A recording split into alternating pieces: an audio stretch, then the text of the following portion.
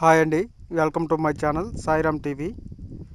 ఈరోజు మనం రైల్వేలో టికెట్ లేకుండా ప్రయాణించే వాళ్ళకి పెద్ద షాకింగ్ న్యూస్ ఏమిటంటే, రైల్వే శాఖ టికెట్ లేని ప్రయాణికుల కట్టడిపై రైల్వే దృష్టి పెట్టింది.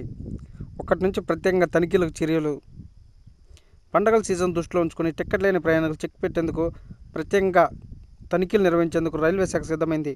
ఇందులో భాగంగా అక్టోబర్ 1 నుంచి 15 వరకు, అక్టోబర్ 25 నుంచి నవంబర్ 10 వరకు టికెట్ లేని అనధికారిక ప్రయాణాలను కట్టడి చేసేందుకు ప్రత్యేక డ్రైవ్ ప్రారంభించాలని 17 జోన్ల జనరల్ మేనేజర్లకు రైల్వే శాఖ లేఖ రాసింది.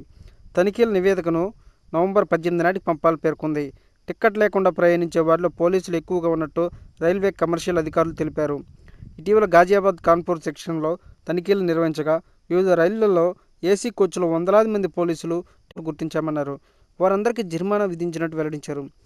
ఆర్టీఐ వివరాల ప్రకారం 2023-24 ఆర్థిక సంవత్సరంలో 3.61 కోట్ల మంది టికెట్ ఉల్లంఘనదారులు పట్టబడగా వారి నుంచి జరిమానా రూపేణా 2,630 కోట్లను భారతీయ రైల్వేలు వసూలు చేసింది.